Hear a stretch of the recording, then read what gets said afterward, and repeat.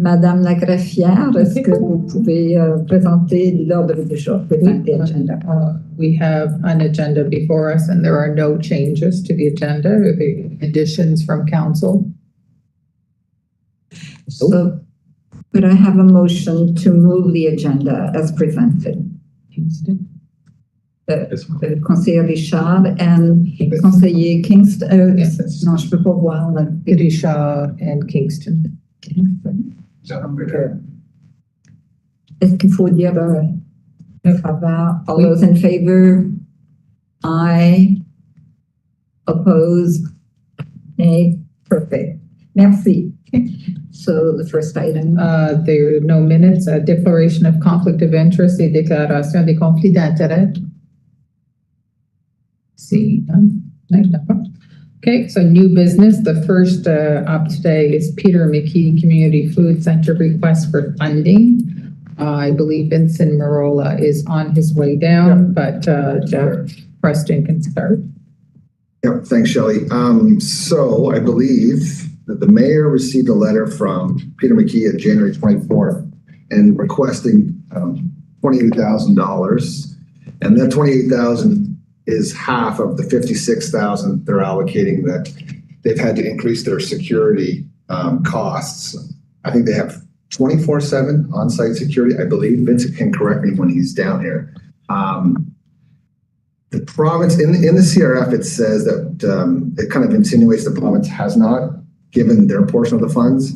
Vincent has confirmed, he's on his way in here now, has confirmed that they have, I think about a month ago. So, you know, they could wait to the, you know, we discuss possibly, come on up, Mr. Okay. Waiting until this year's grant process. However, those funds are kind of needed now because it's impacting their ability to provide some of the services that they are. That's correct. Yeah. Yeah. Yeah. And anything else, Vince, as far as you've been talking to them? Yeah, this would certainly be a big help for the organization. I understand it's sort of, we don't want to set a precedent where we're just handing out money like this at the request, especially given that this is a provincial kind of mandate that they're supposed to be keeping the area secure. But I don't think it's fair, but personally, and from administration as well, that this agency is unnecessarily having to pick up these costs. And the concern about volunteers is a big thing too. We don't want them to lose the very small pool of volunteers that we have today. So that's why we're in support of this. Province has already did their portion. I don't know if you already covered that or not. Yeah. So we would be on the hook for the remainder. Merci, Vincent. We have a motion, so could I have a mover and a seconder for the motion, and then we'll go to the discussion or questions. Qui veut proposer la motion? Councillor Crosman. Ah, okay. Moi, je peux pas voir. Is he seconded by? We have a second. Kingston, yes. Thank you. Kingston. Donc, question, commentaire. Councillor Crossman. Conseiller Crossman. Thank you, Deputy Mayor Ontario. My question is, when are we as a council going to have a sit down and discuss the future of the old, of this building that is across the street, the city-owned building, the old MLCC?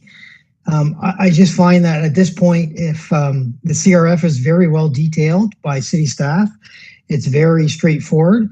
It shows that there's something going on at the shelter that is affecting seniors in the area, affecting volunteers in the area, and affecting the Peter McKee Center.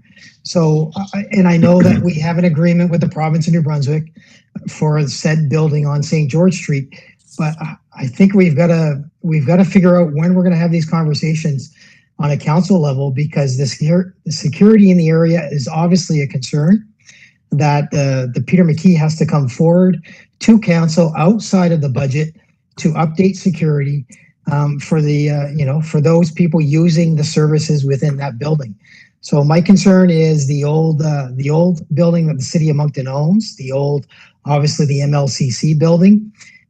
I think we've got to have a conversation on this, and council has to be very direct. It has to be very understanding what's going on in the community, and we cannot continue to let this happen where we're spending taxpayers' money on additional security when we own the building that the Moncton Lions seniors were in before, and we were not having these issues before. So I'm not sure who can answer my question. Jeff, I do appreciate you being in the room, and Vincent, I know I can't see you, but I know that you're in the room. So I would like some sort of feedback and some sort of direction and time frame from city staff. Go ahead, please. Yeah. Yes. I'd be happy to answer that. So we have started an internal working group. It's very preliminary at this time, but we are exploring potential St. George. I don't want to call it revitalization, but we do know that we have an RFP going out, if it's not already gone out, to do that, just sort of like a street sort of revitalization. But we want to tie together with various departments exactly what you're alluding to there regarding having serious conversations about the go forward. So we're looking at potentially some of the property in and around the former Moncton Lions Community Center to see how we might be able to best utilize that around there. A lot of those spaces are not, it's not city owned, although we do own that big fenced-in area out back. And one of the things that we are sort of exploring with that fenced-in area is getting the province to utilize it much better. They're not using it at all right now, which is not good, because when people don't have a place to go, they're going to congregate in parks and what have you, and that's where we start to see some issues. So we are actively, we just had a meeting this morning with Joanne, with the province, and we're talking with the operator there about starting with a pilot project specifically to the community center there, where they'll use the back fenced-in area for folks. So we can now start to send folks that have no place else to go. As you know, our status quo is moving folks along as soon as it's notified to us, but most of the time they have no place to go. So we're making the case to the province that we need to have the resources for the back of the Moncton Lions Community Center so people can go there. That the resources include further to what council's already approved for the $150,000 for us to be able to upgrade it as part of CEPTED. But the province needs to come to the table with providing human resources for either Reconnect to be able to manage it, or even John Howard Society. But that's part of a very first stage of a much larger project where we're looking at revitalization and how we can best serve the homeless population, where it would have as little impact as possible on the residents along St. George. So very good point, Councillor Crosman, and we are having those conversations, and we'll certainly keep you up to date as they develop. Okay, and just one thing, Vincent, to that, and I appreciate your update on that. I want to remind yourself and myself that it is the province of New Brunswick who came to us that wanted that building to offer services to the homeless people and to make sure that they were bridged to home. And now we're having security issues within the neighborhood. We've had them going on for a long time. So this isn't about rebuilding a street. This isn't about bringing in a new long-term plan. We have to look at something immediately that is going to, help the homeless people get the services that they need, that they should be provided by the province of New Brunswick, Department of Health, Social Services, so on and so forth. So until this continues to go on, we're going to see requests like this come forward on a monthly basis. Thank you, Deputy Mayor Thériault. Merci, Conseiller Crossman. Conseiller Bourgeois. Merci beaucoup, Madame la Maire Adjointe. I agree with most of the points that Councillor Crossman just raised. I differ in the sense his question is bang on. When are we going to have a plan? But we have two plans already. One was the Mayor's Committee, Chamber of Commerce Committee on homelessness and crime, but there's very little on crime. The second one was all the initiatives that I don't know what was his name. Last year, I'm thinking of Mike Randall. There's two plans in place, and we still don't see any great, results. We hired 5 RCMP officers more. We hired 9 community officers more, and yet we still have to pay for security to specific businesses and enterprises. So this sucks. I would like, my first question is, can we estimate how much crime is costing us, adding up the money that we've given to the RCMP for the 5 members, the 9 additional community officers, this kind of funding, if we go ahead with it, Peter McKee Center, to figure out for the taxpayers, to answer Councillor Crossman's question, what is it costing us not to tackle appropriately or enough or whatever crime, which is the real problem, not homelessness. People walking on the street with carts and stuff does not create that much of a problem, but in my estimation. So could I ask staff to have a rough estimate of how much the crime is costing the city taxpayers? So whenever we get the budget time, do we add more? Do we subtract because it's not making much of a difference, etc.? We need that information. So that's my first question, or comment or request, if you wish. The second one is, I have no problem in bailing out, especially if the province has given up their part of it.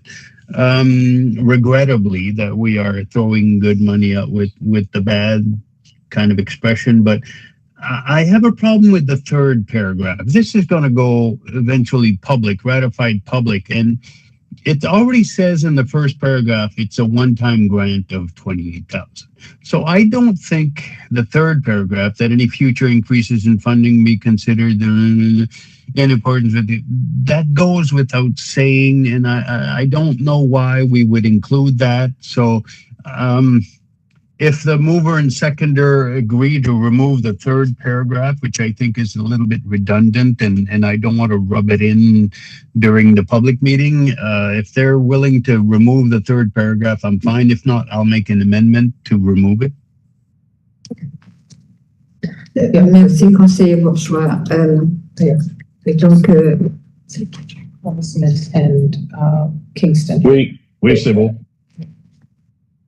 They're okay with it. Donc, on va continuer la discussion. Do you have a reply for Conseiller Bourgeois? No, just Councillor Crossman, okay with taking Yes, it out? Councillor Crosman, Okay. and both Councillor Okay. Crosman, the mover and the seconder, have agreed to remove that. Okay, you both agreed to remove it. Okay, Merci. c'est bon, merci. Donc, le prochain, c'est Conseiller Léger and then Councillor Steves. Is Councillor Kingston on the list? No, it's just he's spoken. So, Conseiller Léger. Merci beaucoup. M'entendez-vous? Oui, on t'entend bien. Okay. So a couple things. Would this then be a pilot rather than a one-time funding? Is it not that the model would be tried to see how this could work? So, Councillor, if I may, they have, the Peter McKee has had security on site for some time now. I think probably a year. Yeah. So, we, from administration, if I may say, our intent is not for this to be a pilot that we would continue this. This is just to sort of get them out of the hole that they're in, to make them whole. That's really the intent of this. I mean, how would you imagine this be, if you're suggesting that we would expand this, I don't know how we would. Are you suggesting otherwise?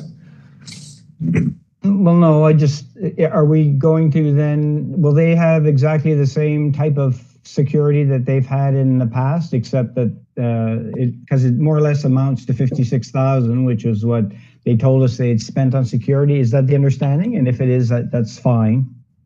Yeah, so Councillor, if I may, what they're doing is they're essentially trying to replace reallocation of that money that's been earmarked to security to be able to provide those other services. That's really what, so essentially, we're supplementing that part of it. We're not really paying for security. They're asking for this one-time increase because of their increased cost of security, really. Right, exactly. So we're contributing to the needs of the shelter and not necessarily the needs of security, which they're going, there's a shift. But anyway, okay. I'd like to make a suggestion, because I think all of us are not necessarily on the same page regarding how services are being delivered right now, what John Howard is really doing in the drop-in center, what is actually happening, how many people are being really diverted and so on. Yes, we get glimpses in the report and so on, but for future, it would be nice to have maybe a real good background on, okay, what's actually happening in our community? What's happening on Monarch? what's currently happening at the Albert Street facility, and so on. And I think then if we were all on the same page and then we all have the same information, then it's helpful with respect to when things change. Some of us may not necessarily be aware, for example, that Ensemble have closed their area behind the Ensemble at the corner of Weldon or is it Weldon? Cameron. No, Weldon and Queen, and it's closed because they're doing repairs on the back of their building and they're replacing the deck. Well, that means that those individuals that were there are now probably all at the corner of High and Park, which has seen a huge number increase. So I think we all need to be maybe, brought up to date and not just a one-time thing. I think we really need to make an effort because I think that's where we get a lot of misinformation. And, I think that it's happening elsewhere too. So I think it would be nice to know what's happening in the other areas and how these organizations, Harvest House and so on, are really helping and give us a real good up-to-date.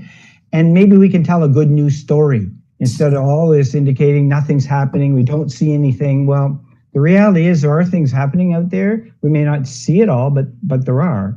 And I think that's really important. So just my thoughts on that. And anyway, I think that, the Peter McKee deserve a hand up, and certainly the people who need their services. So I'm in agreement. So thank you.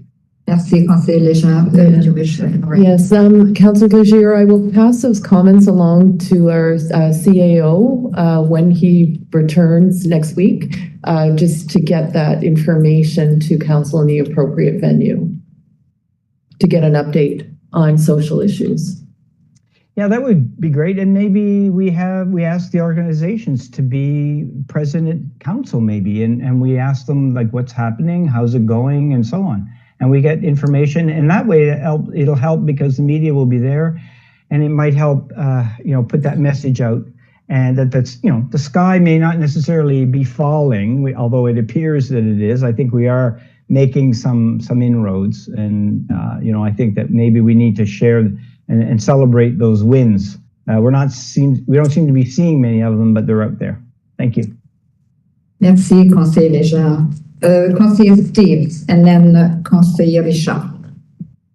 Thank you, Deputy Mayor. I have two questions. And the first one is, where did the 50% ask come from? They need 50,000, but did that come directly from Peter McKee, where they just thought, hey, let's just split this 50-50? That's correct, Councillor. Yep. And is that the right ask? Are we just going along with Peter McKee's breakdown when that breakdown could have been any other type of percentage? It's a good question for sure. We went by the letter that they sent to us, and if council were to decide to do a different percentage, they certainly could. Yep. But just to note that the province did do half because they did request half from the province as well. But ultimately, it would be a decision of council. Yeah, it just seems like a decision maker was making a decision that they didn't necessarily. They're playing the end game. They want the 50,000, but they don't really have the power to break down the percentage. And that just led me to that question. So that's curious to me. The second question is, in our rental agreement with the province for the Bridge to Home, can we add some additional language? Would council consider some additional language as we turn the clock towards 2025? And that would be to save us from this type of thing in the future. And that would be a simple line of future associated and unintended costs are solely that of the province, of the renter of the building. So future associated and unintended costs. That's what category this falls into. And we're renting the building. And so what's that sound like to you, Vincent? I think it's a great idea, and this is perfect timing because we're both working internally with legal, with Kezia to get the leasing agreement ready for you guys, but we're also negotiating with the province as well. So I think that's a wonderful recommendation, and we'll certainly broach that with the province and keep you guys apprised as that's developed. Thank you. Merci, conseiller Steves. Conseiller Richard.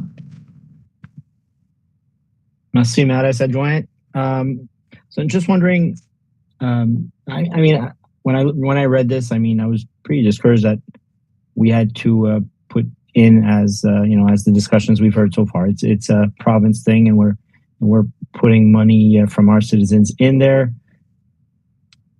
It doesn't feel right. So I just want to express that. So have we seen anything that says that amount that they've spent on security? Have we seen an invoice or anything like that? We have not. We just received a letter directly from their executive director. If that's something council would like to see, we can certainly request it. But there has been security on site. We've seen. I mean, if anything, it would look low to me. I mean, if having someone stationed there, I think most of the day, 7 days a week, that amount actually seems like it's on the low side, probably. Yeah. But no, I haven't seen anything. I mean, if I'm asked to pay something, I'm looking for an invoice on my house. So, I mean, I was just hoping that would have been looked at. Okay, merci. Bonne question, conseiller Richard, merci. Conseiller Kingston. Thank you, Deputy Mayor. Can you hear me? Oui. Yeah, and of course on the weekend, and it's a lateral conversation, but Albert Street businesses were quite upset. Again, it's the increased bed capacity at Nazareth, and they congregate, of course, on the vacant land, Tim Horton Lane. There were a number of calls made on the weekend, so that comes to us obviously as councillors. So it's concerning, and I agree with all the points today from Councillor Leger, Councillor Crossman, and everybody really that because of the deteriorating relationship between the Peter McKee and the seniors building, the former seniors building, we're now getting these requests for funding, and we want to be supportive and as helpful as we can. But again, we're reverting back. I guess my thought was, and to Vincent maybe, or Jeff, provincially, are they acknowledging? An acknowledgement would be nice to say, yeah, we're really sorry, guys, we dropped the ball on this. Sorry you have to fund extra security. We're coming to the table and we'll be willing partners. I don't mean to be disparaging or critical of our provincial government. We are good partners in a number of areas. Are you getting that message, gentlemen, that they're going to cooperate and come to the table? I think, if I can, the provincial government's position would be that law enforcement and those things are our jurisdiction to look after through the RCMP and through bylaw. They would push it back. Social development would take the position that security is not in their bailiwick. That's not within their lane. So that's where the pushback would be. Right. And I mean, if we have a discussion with regards to the original SEPDED that we presented to council back in the spring, one of the items in there was having an allocation of funds to deal with situations like this. And it might be the discussion with the provinces. They should be putting up a portion of that fund to deal with situations that arise when you introduce a shelter into a community, right? Mm-hmm. Yeah. So, granted, Jeff, for sure, SEPTEDs are great, but again, as we head into August, we're starting to see the numbers again. And thank you, councillors here. I didn't know that Ensemble had closed that back area at Gordon and Weldon. So those are great things to know. We get calls and we try to be as informed as we can on what's happening around our nonprofits, but it's becoming, again, it was a pretty wild weekend down in Albert Street, and La Factory and Chris Rupp obviously being affected. Just to point that out and ask that question. Thank you, Deputy Mayor. Merci. Conseiller Kingston. Is there someone who hasn't spoken who would like to speak? No? Donc, conseiller Léger et conseiller Crossman. Oui, merci beaucoup. In the letter, by the way, just coming back to what was just said, it mentions the $56,000 budget that they're using for security. It's the number that they presented to council late in the fall. And it says, again, so I look at that in terms of that is their true costs for security. So just, I mean, they haven't sent an invoice, but they're indicating that their contract costs, their contract on-site security personnel at an annual cost of $56,000 a year. So that does justify they must have the accounting then to go along with that. I wanted to indicate. Last week I asked for some clarification related to Albert Street, because I was getting the same calls that Councillor Kingston was getting. And according to what I'm told, the bed capacity at House of Nazareth is 64. And they've been running 88% and 95% since mid-June. I think they may have changed in terms of who is allowed in and so on. They may be dealing with higher acuity. But that is really what has changed there. But then on the other hand, there are 2 hours a day or something, they're being told that they have to leave because House of Nazareth is closed, and there's really a disconnect. So I think that those are the things that would be nice for all of us to understand, maybe to Vincent and to Jeff, so that we really have a true picture on this. And, we sort of get information piecemeal, and I don't know what to say other than, the Albert Street, though, is interesting because the people seem to be collecting on the lane that I believe is owned by the city of Moncton between the Chris Rock and the former Tim Hortons. So that might be something we have to consider in the mix. But in any event, if that's not the case, then it would be nice for clarification as well. So one of the things, just for clarity, Park and High, the majority of people that you see there, with the exception of maybe one or two, are not clients of Harvest House. Albert Street, they're telling me there's 0 clients of House of Nazareth on Albert Street. These are people that have found a shady spot. There's 6 big blue spruce there. And that property is actually owned. That piece is owned by Lafford. And we own the street only, and there's no setbacks, but they're congregating underneath those trees because it's a shady spot. And you can get out, it's kind of quiet and out of the way, and that's why they're congregating there. But what's interesting, a lot of the issues that are happening are transient individuals that are actually not clients of the shelters in these locations. And see, that needs to be understood, right? So that, because right now they're bearing the brunt of this from everyone that's really upset, and it's not fair, but nobody has counter information. We don't have the real clear picture to be able to say, no, those clients over there are not, they don't go to Harvest House. Well, where they come from? So then the narrative changes, and for us, it'll be more helpful. And the same thing for Park and High. I mean, if they're the same ones just kicking around, and then what are we doing about it? Then we have to talk about, well, what does this look like, right? If we have 100 people who are not going into shelters and they're clients of no one, well, then doesn't that defeat the purpose that we want to bring people into a shelter? We want to try to give them some help and move it along, right? Yes. All right. Okay, well, thanks. I appreciate the clarification. Merci, Conseiller Vincent, please. Just to further that, Councillor, we did have an encouraging phone call with Joanne earlier today. One of the things that they are looking at is recognizing that the potentially going to need more shelter beds. And I'll be the first to say, so will the province and so will the nonprofits. We don't want more shelters. However, we can't build fast enough, so it's a necessary evil. That being said, what they are recognizing finally is the need to have space for people to shut a door. So I'm sure Council recalls the Bloomberg Harvard project initiative that we had here, where they did a deep dive into pallets. I spoke to a colleague in Halifax this morning. They have 19 pallets set up. They're ordering another 126 before the end of the year that will be up and running.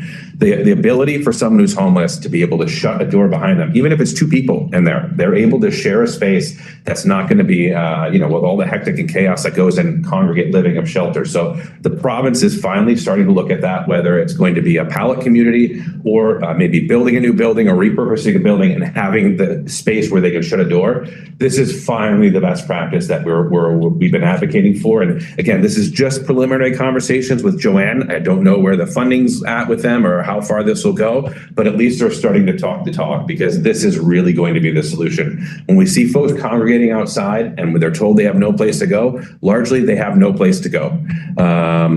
If they're able to, go to a place and shut a door, they'll want to go there. So this is encouraging. Stay tuned as that develops.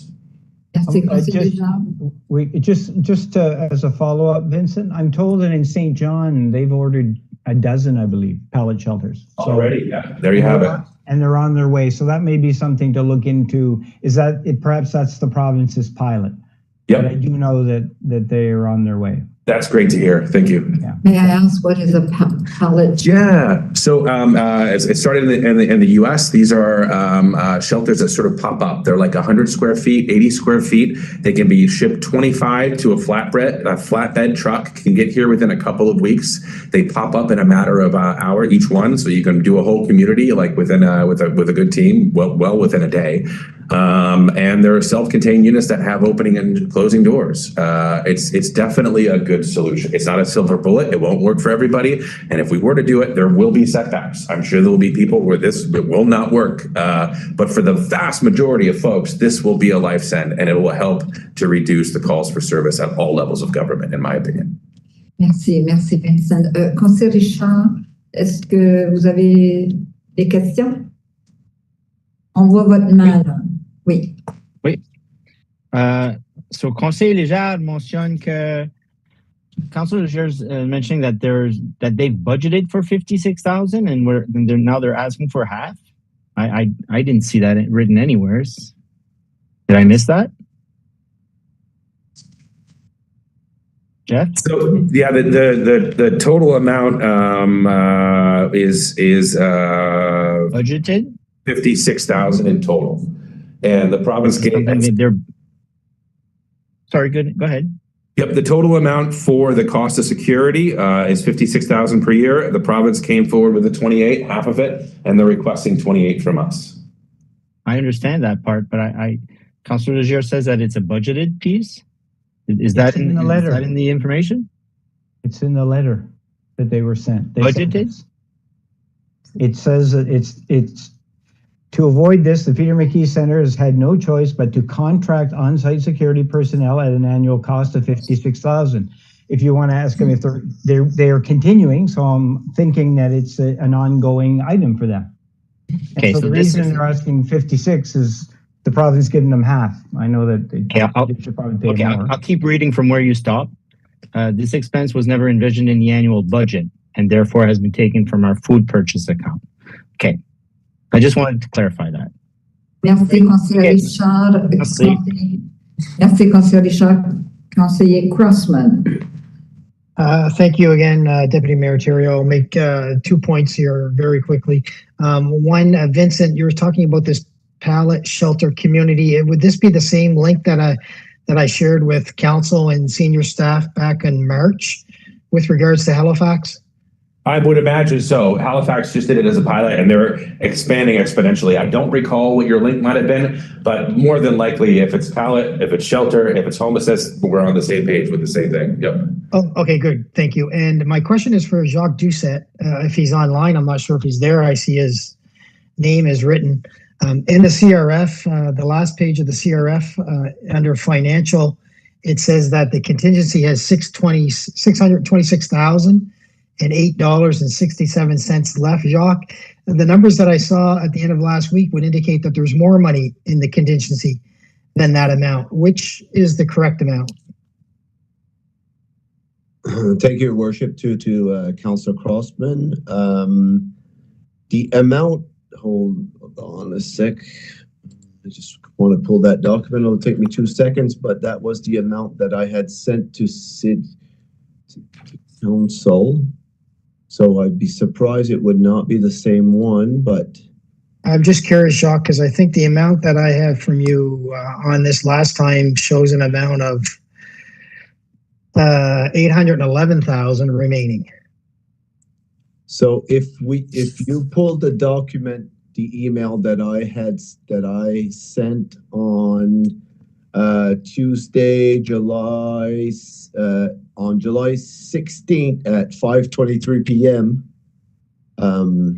That was the summary of what was in there after last week's public council meeting. Okay, so the amount on Thursday, then the remaining contingency of 811, that needs to be adjusted. Is that what you're saying? Your email dated Thursday, July the 18th? Did I send an email July after that? July 18th, yes. I just want to make sure, Jacques, that if we're looking at possibly, taking the money that we're accounting for.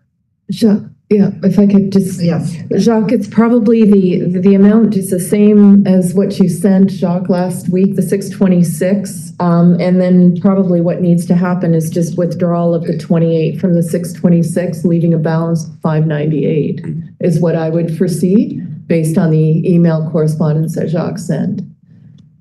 Does that make sense? No, it doesn't make sense to me. I'm looking at one dated July the 17th to council leadership team from Jacques with regards to responding to Councilor Richard. And the contingency request motion was $1 million. And then there was sorry. Sorry, Councilor Crossman. No, I can clarify that. So that was actually the motion that was made in 2023 in 2022 for the 2023 budget. In 2022 for the 2023 budget. Right. He just wanted clarification on if there were restrictions at the time on the council contingency at what it can be spent on. Those numbers were just the preliminary ones that were set 2 budget cycles ago. Last year we added another $1 million, and in my summary that I sent on the 16th, the first row on line 2, you see the 2023 allotment starts at that $801,000. Okay, good. Thank you. Thank you, Deputy Mayor. Merci, Councilor Crossman.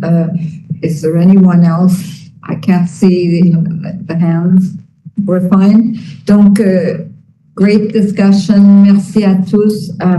I really, if I may, before we go to the motion, I really appreciate Conseiller Desjardins and every comment, but Conseiller Desjardins in particular coming before council with this issue. The RCMP is it once a month or whatever? Our social issues are extremely, extremely challenging, and the public needs to feel that we have some control over this. So I don't know how we do this, but we just had a strategic planning session of council, and my understanding was we discussed this, and this is a high priority for council. So looking forward to having some continuing our positive dialogue, not just amongst ourselves, but with the community as well, the public. Donc, on the motion, est-ce que je dois dire avec l'amendement? No, no, agreed. Okay. So on the motion, all those in favor signify by saying aye. Aye. Okay. And nay? Motion carried unanimously. Merci à tous. Merci, Vincent. Thank you. The next item is your surveillance policy amendments, and we have Claude Daypre, I believe, he's coming down. He's in. Oh, he's here? Yeah, that's right here. And I believe that Colin Littlejohn is on there. So. Bonjour, Claude. Bien, merci. Donc, Claude, c'est à vous. Okay, merci. We're going for all ears. All right, sounds good. Thank you, Deputy Mayor. So back in April 17, 2023, Council, as recall, had adopted a video surveillance policy. And after having it in place for a bit and upon reflection, there was a few things that administration felt were missing that should be included to sort of tighten up the policy a little bit and give some leeway, I guess, as far as when we're looking into these things. So 4.1 FII that was in your package, what we're proposing is assisting in investigating and resolving possible violation of city policies, directive, and practices. And if you look the one just above that I, we're talking about kind of the same thing, but we're looking at federal provincial law, and we added municipal bylaw. So in hindsight, we're making reference to a bylaw. We should have made reference to the policies and directives and practices that we have in place, or maybe coming down the road, which we don't know exactly what it would look like, but at least it would be covered. And also 4.1P, the reason that's being added, with the exception of records overlooking errors handling cash, as these will be routine erased every 90 days for auditing purposes. It's just the 30 days is not quite long enough so that if by the time they've done their audit, they want to go back and look, the record could have been erased. I think it's happened once in the past. So finance, particular revenue, and this is only where cash is being handled. Will only be erased the footage every 90 days versus every 30 days. So those are the two changes we're looking at making to the policy. And we're obviously open to questions if there's any from council. Thank you. Merci. Any questions? Conseiller Bourgeois. Conseiller Bourgeois, conseiller Légère. Conseiller Bourgeois. Conseiller Bourgeois. Oui, excusez. Merci beaucoup, Madame le maire adjoint. Merci, Claude. J'ai une question sur le verbiage, là, et une question qui va venir sur le CRF. Mais sur la politique même, c'est la deuxième modification, là. 4 quoi? 4 P. Oui. Que les enregistrements. Ma première question là-dessus, c'est pourquoi ajouter normalement que les enregistrements de vidéosurveillance doivent être normalement effacés tous les 30 jours? Il me semble qu'une politique devrait être beaucoup plus précise que ça, puis que ça dirait que les enregistrements de vidéosurveillance doivent être effacés tous les 30 jours. Si c'est pas le cas, il faudra qu'il y ait des explications, mais pourquoi normalement? Le rationale là, c'était plutôt au niveau de notre département de AIS. C'est normalement qu'il va être effacé tous les 30 jours, mais il y a des fois, pour une raison ou d'autre, le système peut-être ne le fait pas automatiquement 30 jours. Ça fait que routinement, ça devrait être fait chaque 30 jours, mais il y a toutes les possibilités que ça pourrait aller un peu plus que le 30 jours. C'est la raison que le verbage était là. Mais je ne pense pas que c'est quelque chose qui arrive souvent, mais c'est juste en cas que ce scénario arriverait. OK. Et l'autre question par rapport à ça, c'est pourquoi pas 90 jours pour tous les enregistrements? Ça avait été discuté sur plusieurs occasions. Quand on a regardé aux politiques best practice à travers du pays, il y en a qui étaient seulement 10 jours, 14 jours. Ça fait qu'on avait parlé avec la GRC et pensait que 30 jours, c'était suffisant. Et aussi, au niveau d'espace, le plus longtemps qu'on garde le footage ou le vidéo, ça va nous coûter plus cher pour le garder plus longtemps parce que ça prend de l'espace. Donc, au niveau de la coopération administration, on sentait que 30 jours, c'était un bon montant. Et puis, le 90 jours, c'est pour seulement 4-5 caméras où on a du cash handling. OK. Merci beaucoup, Claude. Dans ce cas-là, je ferai la résolution. Si ça n'a pas été fait, Madame la maire adjointe, je proposerai. Mais j'ai aussi une autre question. Ça fait, je ne sais pas si vous voulez aller avec, trouver quelqu'un qui appuie puis revenir après. Donc, pour la motion, so on the motion, we have a mover, conseiller Bourgeois. Could I have a seconder, please? Je vois pas. Conseiller Légère, merci. So, on va continuer, we'll continue the discussion, come back to the motion. Conseiller Légère, je pense que c'est la main qui est là. Bourgeois voulait continuer. Ah, conseiller Bourgeois, excuse-moi là. Juste à la fin. C'est pas par rapport à la résolution même, c'est par rapport au sujet, mais c'est pas par rapport à la résolution, ce que j'attendais à la fin. OK, donc on va aller à conseiller Légère et conseiller Richard et on revient à vous, conseiller Bourgeois. Merci. Yeah, thank you. I don't know, it might be the same question that Councilor Bourgeois has, but I'll ask it in terms of how are the cameras on St. George Street functioning, and has this policy been used? And some of the cameras at one point were, at least one of them was vandalized and removed. So if it isn't for today, that's fine, but it would be nice to get an update on where we are with that and what's our next steps with that type of surveillance. Thank you, Councillor. I don't have that answer, but what we can do is I'll make a note of that and talk to Ryan, and they can maybe provide an update of how the cameras are going on St. George and what's kind of their plan, especially the one being vandalized. I think they do have a second thought of how they could maybe do that, make it more difficult. So we'll make sure that Council gets an update on that. Thank you. Merci. Conseiller Bourgeois? Ben, conseiller Léger vient juste de poser ma question. OK, c'est beau. Donc, sur la motion, so on the motion, we're and a seconder, so all in favor, signify by raising your hands, I guess that's what saying aye, and nay. Motion carried unanimously. Merci. The final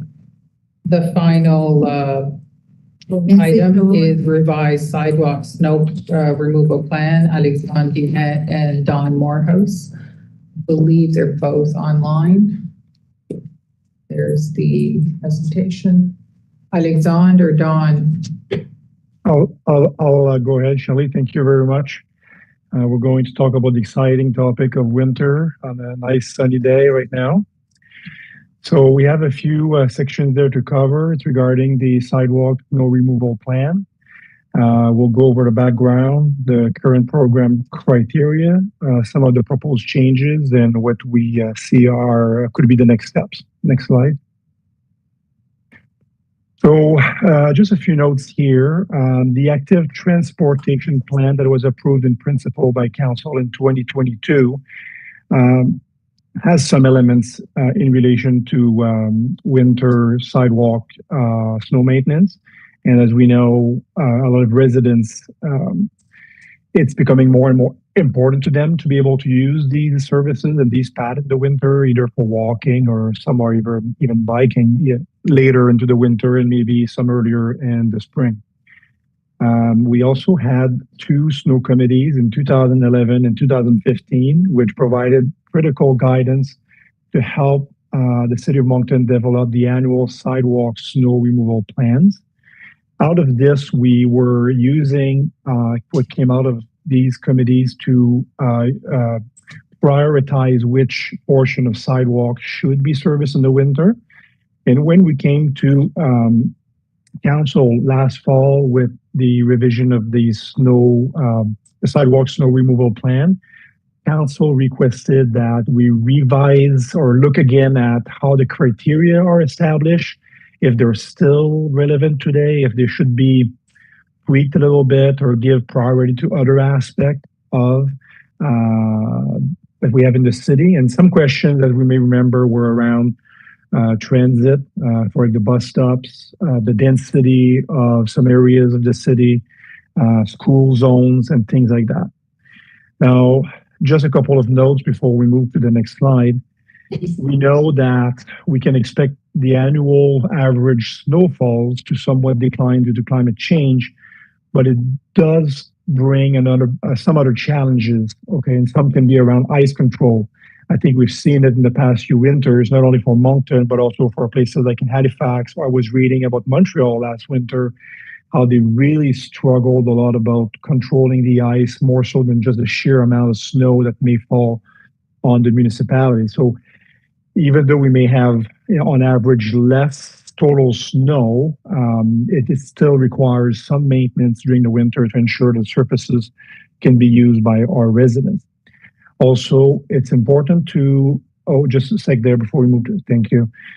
The condition of a sidewalk impacts greatly the productivity of the activity. So when we have our municipal tractors, the machines that travel on these sidewalks, if the sidewalk is really rough and the blocks are uneven, they cannot go as fast because there is very little suspension in these machines and the operator will get bounced too much and it's not sustainable over a whole shift. The other part of this too is the quality of the surface on which the users will walk or do their activities. If it's uneven, there may be more ice in the night that will form instead of the water draining toward the street or into the grass, as well as if it's too bouncy, the operator might have to raise a little bit the blade so they don't hit a hard block and then get like projected into the windshield. So the condition of the sidewalk does affect the productivity of this activity, but also the resulting quality of the walking surface. So we can go to the next slide. So Up to now, we've been using a priority 1, priority 2, and priority 3 criteria to guide how we build the plan with the resources that council provides public works. So priority 1 would be like, the arterials, some on one side of the collectors, things like that. Priority 2 is smaller roads, bus routes, and 3 would be some other ones. Now, we know that we had some grandfathered portions, and I have it in the coming slide that I think we only had about, based on our estimate, about 5 kilometers of grandfathered pieces that did not meet these criteria, but were awarded over the years for various reasons. And we also had a deficit of about 30 kilometers that would have met these criteria, but just could not be serviced yet because the resources were not there. So we can go to the next slide. So this is a little busy, but if you take it line by line, so what I just talked about, the grandfathered from previous program, it's 5. So really, we are doing 5 kilometers that don't match the old criteria. So right now, our recommendation is just to move on. We know how difficult it is to remove portions that are currently serviced. We experienced it last summer where we had to make some of these tweaks of removal to allow for some more addition of other sections. So we would recommend we leave this. Also, the second line where we talk about current program gaps. So that's as per the old criteria, there were still about, and again, it's in our estimate, about 30 kilometers that could have met the previous criteria, but we just didn't have the capacity to service. We would just move on, not add them right now, and start looking, if council agrees, to new criteria. In our review of what is currently serviced and where we currently have transit bus stops, we think there's very few sections. I think there were 2 or 3 little sections that were not serviced. We estimate that to about 1 kilometer. So we were proposing for council to allow us to add this in the upcoming revision of the plan, which will be brought to council maybe in August or September. Then comes the topic of schools. And here we're looking primarily to K-8. We've excluded the high school. I think that's the message we heard before. So there's 3 lines there, and you'll see it on an upcoming map, and we'll make it a little bit clearer. So we looked at, for somebody walking from a school, there's a buffer of 0.5 kilometer walking distance. That has a deficit of 4 to 6 kilometers throughout all the school. It is not currently serviced that falls within the 0.5 kilometer walking distance. The line after this is 0.521. So it's not inclusive of the 4 to 6, it's additional. Okay, so that's another 60 kilometers that's not serviced. And if we wanted to look at the remaining 1 to 2 kilometer, for that walking distance buffer, it's another 57. So let's say we wanted to service all of the K-8, that what's not serviced right now, just to complete these walking buffers to up to 2 kilometer, we would have to add 46 plus 60, it's 106 plus 57, or whatever the total would be. So we'll show that on an upcoming map. That's the focus of one slide. The BIA is that business section, it's a bit bigger than the downtown, as you member of council will be familiar. So we have a deficit of 9 kilometers that are not currently serviced in the BI zone. Currently, administration was not recommending to go forward and add this now, but maybe for council to consider in the future if they wish to add more resources toward that.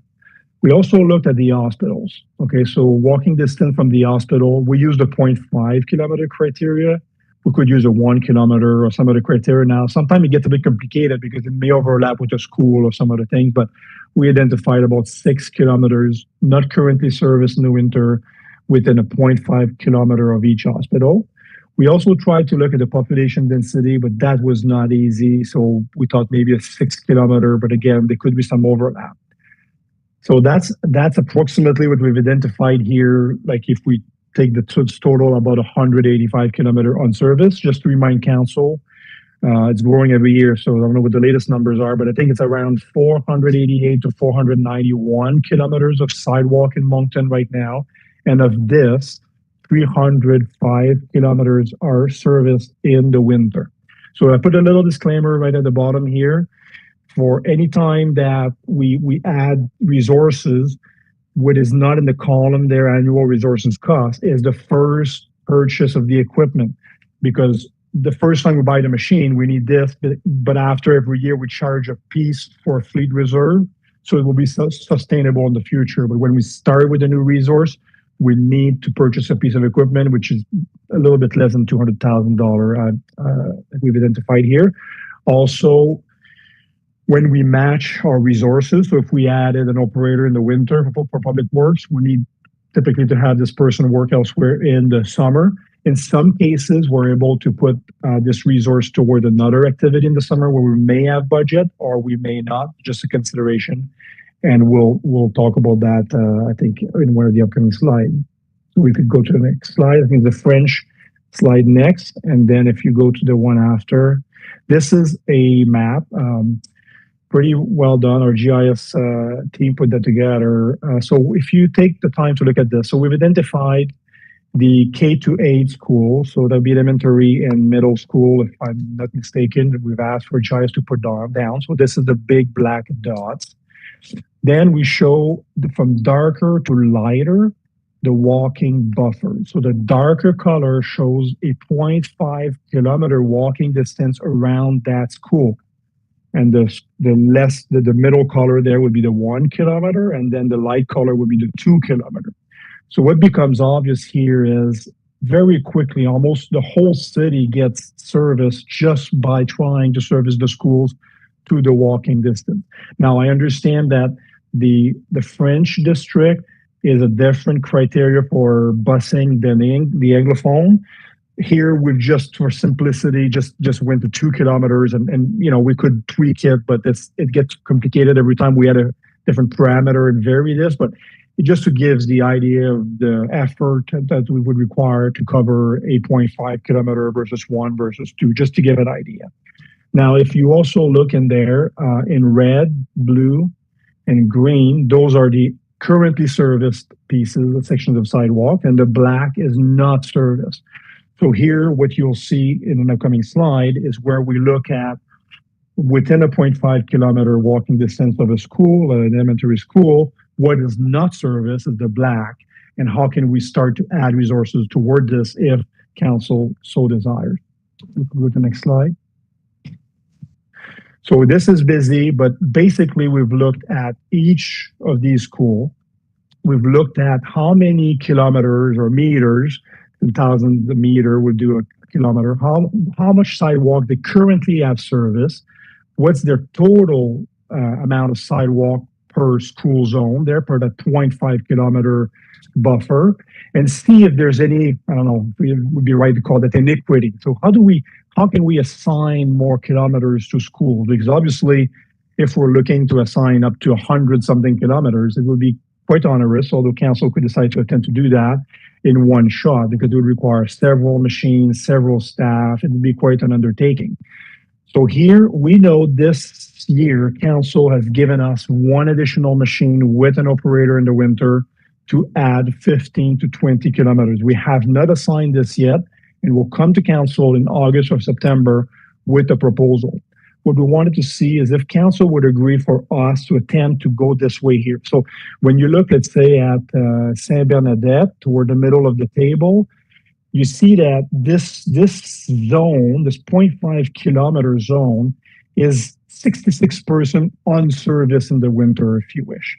So we would assign it a little bit more kilometers, so a 4.2 kilometer. If you look at another school, in contrast, maybe some don't have as many kilometers, but take, let's say, North Rob Fry, it is only unserviced at 14%. So we thought maybe we don't go give them more kilometers just yet. If we only have 15 to 20 kilometers to assign, maybe we could attempt to assign it this way. Now, it won't be an exact science. This is just easy on the paper. But once our teams start to look at this, they may have to give, 0.1, 0.2 more or less in different places. But the idea will just be to guide us toward how can we assign 15. And if council did agree with this, then they could, and if they agreed for the 2025 budget cycle to assign more resources for public works to do more sidewalk, we could come back and reassign this extra capacity in a similar fashion as we drive this 0.5 kilometer buffer to completely service across all the schools. And if council wanted to keep going, then we could look at the next section, next tranche, that would be a 0.5 to 1 kilometer. Maybe next slide. I think we have a French version of that slide. And then after this, okay. So here, if I skip the first point there, because it's a new item there, but if I go to the second point, we would suggest that council look at covering all transit stops, except industrial parks right now. I think we don't have many sidewalks in industrial parks anyway, but we don't think it's a big gap. We think it's 1 kilometer right now. Then that we look at moving toward clearing in the winter all sidewalks that are within 0.5 kilometer walking distance from the K-8 schools, utilizing the proposed methodology that I explained on a previous slide. And that council allow us or ask us to propose a 5-year plan. Like, what could it look like in the next 5 years? If council does not wish to add any more capacity, it's okay, but just go back a little bit. Okay, thank you. And then if council doesn't want to add capacity, it's okay. It'd just be helpful for our teams to know. Or if council would like to tentatively add, let's call it 15 to 20 kilometers per year, then we'll work with this assumption, and it may be helpful to know that. Now, just before I move to the next slide, which talks about what could look like a 5-year plan, the first point there, I wanted to just put out there that we believe that based on comparable municipalities, other municipalities, also feedback from councilors and residents, that our current P3 allowing us 5 days to complete a section of sidewalk in the winter doesn't seem very realistic. What we've seen mostly is other municipalities go like maybe within 24 hours, within 48, or even faster than that, everything done within 1 day. I'm not suggesting we go that aggressively at this point, but we think it'd be probably a good idea to try to bring that 5 days toward the 72 hours, or even eventually merge the P3 within P1, P2, all within 48. So something for council to think about right now in a tentative draft plan that is not for council. We're not asking council to approve today. We were putting numbers that could allow us within the next few years, I think it's 3 years, to reach a staff to equipment ratio closer to 1.5. So the way that Public Works previously staffed their machine, so let's say you have one loader or one sidewalk machine, they would put one staff. So that worked okay in the past. I think what happened over the years, not only for Moncton, City of Moncton, but other businesses or industries, they haven't been able to get at people working as much overtime. So we've noticed that in the past few years, and that's why we had come to council asking to convert some of our parks casual staff into permanent and allow us to add more people in the winter, which helped us. We now currently have a ratio of 1.3 operator per sidewalk snow clearing unit, which is better than the one we had previously. So we think if we could move a little bit again and bring in that to like a 1.5 to 1, we would be able to change our P3 to 72 hours. So we think we're close to be able to do it. We think it'd be a reasonable approach. And if council thinks it's a good idea, then the plan that we're showing next allows to get toward this. So we could change the slide now. So this is a potential 5-year growth plan, what it could look like. So you'll see on one of the first line, we're making an assumption here. How many more kilometers are being added in the city every year? We've used 5 kilometers. It could be a little bit less, a little bit more, but there's a lot of growth right now. So it does make a difference every year compared to maybe a city that would not be in a growing mode right now. So we currently have 17 units active, and then we have 2 spares. Currently have 22 staff assigned to this activity. So we currently service 325, which is the last machine we got, using the 20 kilometer of scope per machine. And you'll see the kilometer per unit. So I've put the target a little bit lower over the years, but we're not doing this right now. We're still around the 20. Staff per unit, this line shows we're at 1.3, and you'll see where it goes toward 1.5 we seem to overshoot there, probably added one too many person toward the end. We could fix all this. Then spare to active, we're currently, I think it's tight at times. Some of these machines haven't been as available as we would like. We don't have good data yet to validate this, but we think it'd be prudent to add some more spare capacity in the fleet, especially as we grow it. And the kilometer service, you see right now we're servicing 66 person. And the reason why I referred to the active transportation plan, if you remember, I believe the plan called for 75% to be serviced in 27. So with the resources I currently have as a just potential draft would bring us to 72% in 27. And I think there was a further target in 32 for 85% maybe or something like that. And we're just giving idea of cost here. So it's a little bit below $200,000 per year for annual cost increase. But we need to add, if we had a machine, we have to buy this machine. So I'm showing it at the bottom. Now, the little note I have toward the bottom here is that we currently have identified an opportunity in parks where they have funding right now to contract out some trails maintenance and tree planting.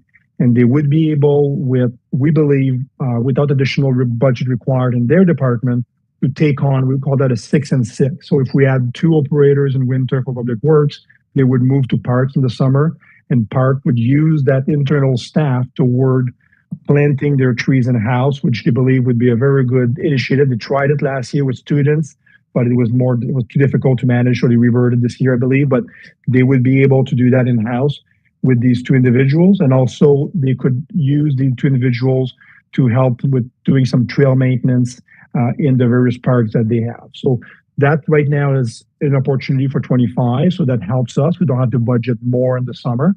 Year to year might be different. Another question that somebody may have would say, should we look at contracting out this activity, right? If it does grow, is it realistic to do it all in the house continuously? And there might be options in the future. We have been exploring different options. Right now, we don't have it identified, but we're evaluating various ways to introduce contracted services for sidewalk snow removal. It is not a service that is common in the mountain areas for a contractor, so it makes it a little bit more difficult to contract out as opposed to maybe Quebec City with probably 50% or just about plus minus 10% of their snow removal work, including sidewalk, with contractors. So the market is quite familiar with this. Halifax has Dexter, they do zones for them. So we've been looking at different options. If it's something in the future that council wants to consider as part of a growth strategy, we'll be continually looking at our options and maybe doing a pilot very soon to see how it could look like. So, next slide. I believe I had a French version of this, and after this. So as next step right now, we will bring maybe in August or September for council's consideration a revised sidewalk snow removal plan. So what we would like to hear from council today is if they agree with our proposed criteria, where we look at the various schools and assign to first where there is less service in their zone. So that'd be helpful for us to guide us in our the build of the next plan. And then for the 2025 budget deliberations, we would like to bring for council consideration for various requests depending on where they would like us to go. But right now we were thinking about a spare unit and 2 operators. Now, saying this, that would not bring us more capacity next year. We could bring 2 units, 1 spare, 1 active. We could keep the number of spares as they are now and take our chances and maybe see how the reliability goes, things like that. There's different ways we can do it. It all depends on how much additional resources and money council would like to add, if any, as was indicated in the CRF. There's a lot of different competing pressures. We do understand that this may not be right now what council wants to increase the service on, but knowing this will be helpful, and we can bring a plan to achieve any number of scenarios for council to consider and help us better see what's coming in the future for our teams, maybe for the next 5 years. Would be great. So I'd be happy to take any questions. I have Dawn here today, I think online as well. Thank you very much. Merci beaucoup, Alexandre. Je dois dire que vous avez réussi à créer une œuvre d'art avec votre présentation sur le déneigement. Bravo. J'adore. Love the map. Okay. Before we go to questions, could I have and a seconder for the motion. Je peux pas voir. Conseiller Steve. Conseiller Steve et Conseiller Léger. So, on the questions, I have Paul Richard and Conseiller Bourgeois. And Councillor Steves. Donc, Conseiller Richard. Merci, mairesse adjointe. Merci, Alexandre. C'est tout un projet.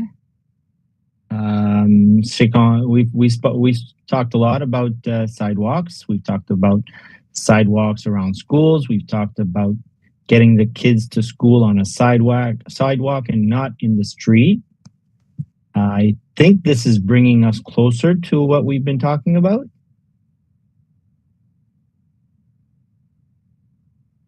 Alexandre? Oh, yeah, that's good. I didn't know that there was a question. Yes, definitely. And it's been very challenging because there's so many considerations. And as we reviewed this, we're even spinning it a bunch of different ways, but we thought we need to bring something that we can anchor the discussion around. And we know we have limited resources and additional resources. So how do we assign them? We'd be more than happy to follow any other proposal council may have. And this has come to fruition after a lot of work over the past few months with different team players. We had involved with this from GIS. Leslie was involved with this. We talked in the public works team. It was not easy. And I hope council finds this useful. If not, then we'll certainly, we're open to any other ideas, but it's been challenging to see how we can assign scarce resources toward improving. And, we understood clearly that the schools were the focus, so we thought that could be helpful. And depending on how much council wants to add for resources in the future years, if any, we can continue to increase the level of service around these schools if that's what council would like to do. I'm really happy to see the increase. As you know, we've talked about District Francophone Sud. If you're not within a kilometer, you have to walk. Or if you're within a kilometer, you have to walk. And I believe Anglophone East, it's similar. So can we go to the slide where it says proposed methodology to add capacity around schools? Can we have that?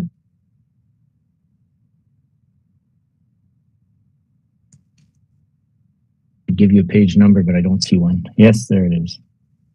Oh, no, bunch of numbers there. Yeah. So Alexandre, the numbers. Let's start at the top there. Arnold H. McLeod, the 1710, the 1250, the 218. Are we talking? What are those numbers? So let's say if we go back to the map, we'll go back one slide there. So I'm not sure which school is this one, but if you take any one dot, okay? Yeah. So you take that school and the dark color there, see the dark buffer, if you go to the next slide now, the table. Okay, so the dark color is kind of the total. You see the column total? So that would be how much sidewalk is within the 0.5 kilometer buffer, right? So certain schools have more than others. If you take Beaverbrook, Bessborough, they're showing a 12 kilometer. The Arnold school that you referred to is 4 kilometers. So this is how much sidewalks is within the 0.5 kilometer only. We're only looking at that little dark buffer here for each school. Okay, does that make sense? Makes much more sense. Yeah. So like that first number is not 1710, it's 1.7, right? Well, that's 1.7. Those are in meters. Sorry, I guess I see now. I haven't said it anywhere. Sorry about that. It was obvious to us, but now we could improve this. So the P1 is 1.7 kilometers within that school buffer. That the 0.5 kilometer is service as a P1. Now, if you take P1 plus P2 plus P3, but you see we have 4 kilometers, so there's 882 meters that are not service in the winter for that school zone of 0.5 kilometer buffer. Okay, that makes way more sense. Thank you for that clarification. No worries. I really do appreciate this. The kids have to get to school and not through a street if they're walking. So, merci beaucoup. Merci, Conseiller Richard, Conseiller Bourgeois, and then Conseiller Steve. Merci beaucoup, Madame la maire adjointe. Merci énormément, Alexandre et ton équipe, Don et tout. c'est probablement la 4e révision du déneigement de trottoir auquel je souffre depuis ma première élection en 2008. Mais je pense que c'est important de rappeler aux membres du conseil que le déneigement des trottoirs, surtout autour des écoles élémentaires, c'est une question de sécurité publique. On n'a jamais eu, mais il y a eu d'accidents, mais il y aurait pu en avoir parce que des enfants de 5, 6, 7 ans qui marchent dans la rue parce que le trottoir n'est pas déneigé, dans certains cas. Donc ça, c'est dangereux, puis je pense qu'on peut faire mieux.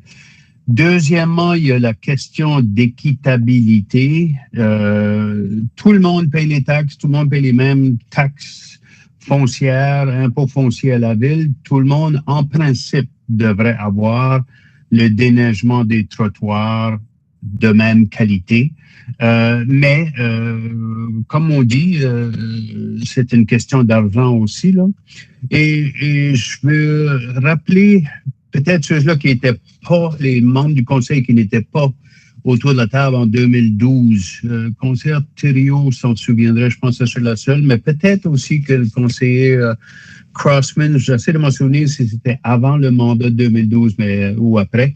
Mais en 2012, on avait fait un sondage auprès de la population. Ça s'appelait un gap analysis.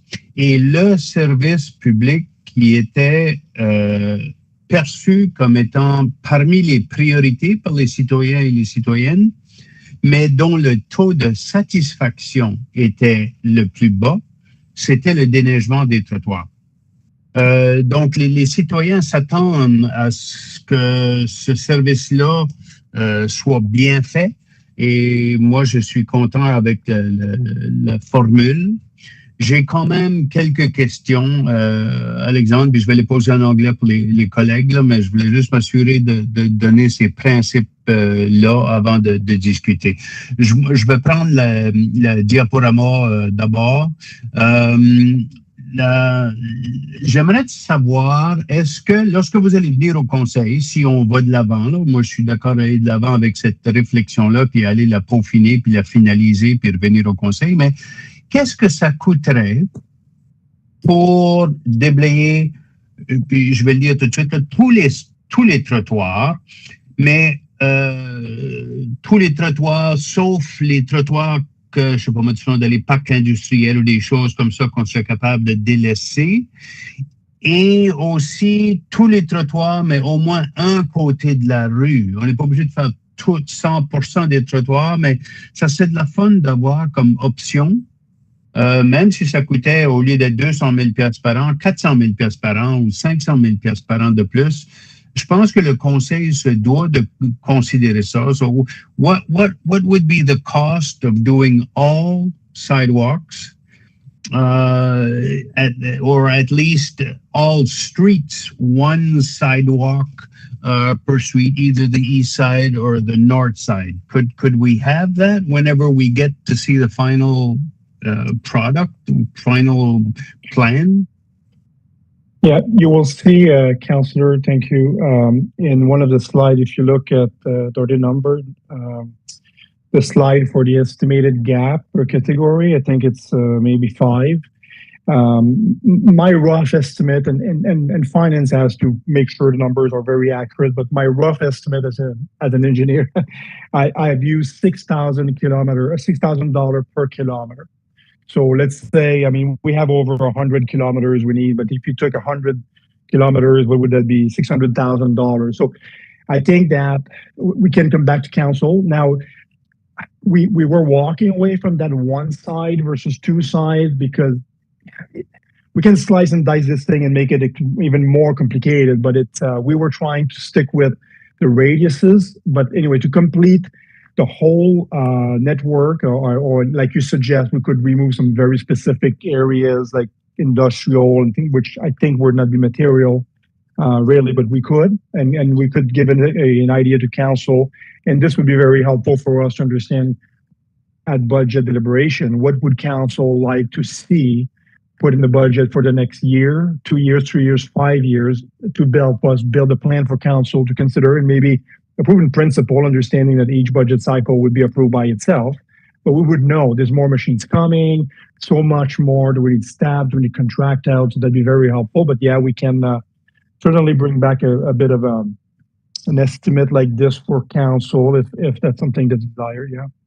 Okay, you said, I'll come back to your initial question. You said in the estimated gap per category slide, there was an amount of 600,000. I don't see that. Well, no, I see a 1.1 million. Yeah, no, I'm sorry. In the first, in the title, like in the first line of that chart, I've said $6,000 per kilometer. That's the rough number I've used. That's our cost, right? If I took our sidewalk budget currently and the number of kilometers we service, so a very rough estimate tells me it's about $6,000 per kilometer. Oh, 6,000. Okay, I understood 600,000. Yeah, so that. Well, I said 600. If we wanted to add 100, we would be at 600, and we know there's more than 100 kilometers of gap, right? So you'd be probably in the million something. Okay. Yeah. So if we have the last line, it says total for additions. These are the additions that you suggest, 185 kilometers for $1.1 million a year. But that still would not be all of the streets. There are still some gaps, right? Yeah, these are just some of the items that we felt were important. Also to note, as I had mentioned on the little asterisk at the very bottom, we need to buy equipment separately, first purchase, which is not in that number. And also there's a summer cost, which I didn't put there because if we grew internally, let's say, we might say, okay, asphalt is becoming less competitive. We could build ourselves an asphalt crew, or maybe council wants to put more effort toward concrete beyond our current budget. So there would be other costs potentially in the summer to add as well, right? Right. Okay. So anyways, as a counselor, what I would also like is an option that would, whenever you come to council for the final decision and final estimates and all the calculations, that one of the options would be, 90% or whatever the percentage comes to, that would be sort of the ideal. Some kilometers of sidewalks would not be done. They're in industrial parks. Some others might be, a tiny little street where in the old days, both sidewalks were done, but no longer the case. I'm trying to think of the name of the street. I think it's McAllister or something like that. That's downtown. And this is a tiny little street. I don't even think that some of the streets have sidewalks at all there. Anyways, but it would be nice to have a ballpark picture of what it would be if we wanted to the ideal, right? Perfection. Okay. To your slide K, the map with all the colors and everything else. I just want to make a point, I guess, but it's a question. Salisbury Road does not have any schools. So what are we supposed to expect from the city in terms of that one major sidewalk? Will it still be plowed from tip to tip? So in my proposal that I had there's no removal of anything that is currently served. This is what I was talking about was for anything in the future that council may want to add. We could look at this protocol, but it does not propose, like if you look at one of the previous slide there, well, the one we talked about just previously, we say do not remove what's grandfathered. We do not add what was previously made. We don't change anything. Right now is what we have. Unless council wants us to go remove sidewalks currently being serviced, it was not in our proposal right now to consider this. Okay. All right. Perfect. Okay. Now I'll go to the CRF. I thought I had one question on the CRF.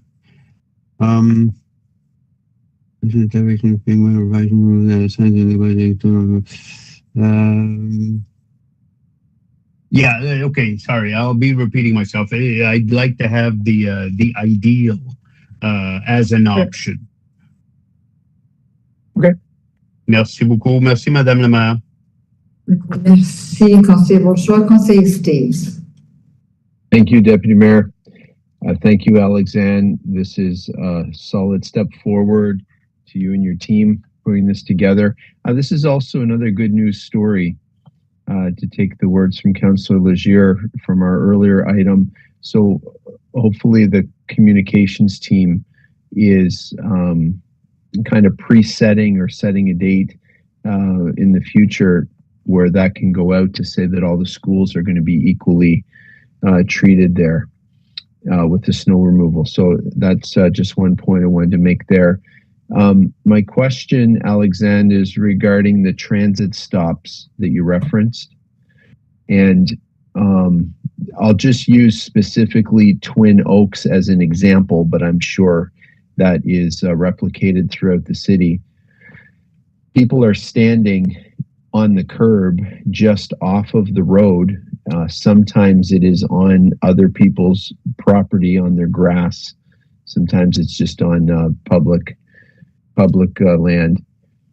When you talk about transit stops being cleared, will that get people off of the icy roads? And will there be a square or some sort of portion for people to stand so they're not on the snowbanks sliding onto the icy roads? It's one thing to stand on a curb in the summertime when a car is coming along. There's a slight bit of confidence to that, but there's almost no confidence when you're standing on a snowbank with an icy road. Yeah, no, thank you for the question. I can see where there might be a bit of confusion. So this is for existing sidewalks that are in place. So if there is currently no sidewalk beside a transit stop, this proposal here does not contemplate adding, and I've seen them added over the past year or two, and I think we're designing a bit of concrete pad next to the transit stop. This may be a takeaway there, Lauren, that could be made. I don't know that Elaine was joined. I cannot see, you guys are so small there. I don't think Elaine is with us today, but Elaine could take that away and review with Angela or whatever they need to do to come back to council, what their plans are to add any more of those pads, concrete pads. And these are typically, once they're installed, they're maintained by Kodiak Transpo. The Public Works does not touch the buses and things like that for snow removal. Okay, that's good clarity. When I heard transit stops, I was thinking one thing, which I've communicated here now, and you were thinking something else. So it is a side branch to this conversation, but if we could table that so that there's a little bit of clarity to council as to the transit stops that are not on sidewalks.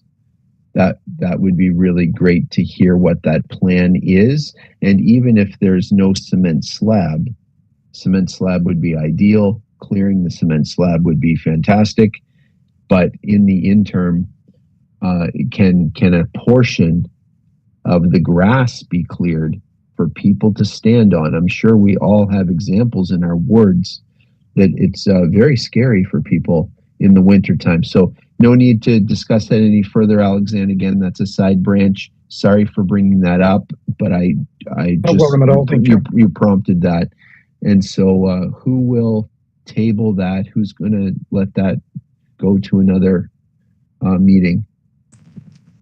Councillor Steves, I'll ensure that that one is followed up on as well through the CAO's office and included that. And Alexandre will have that as part of his presentation when he brings it back. Thank you. Merci, Councillor Steves. We have a motion on the floor, so could all in favor, please show of hands or yay. Opposed? Motion carried. Donc, that's it. Ah, merci à tous. Donc, we'll see you when? Bye, everyone. We need to adjourn. Forgot about that. Merci, Bye, everyone. everyone. Enjoy the rest of the week.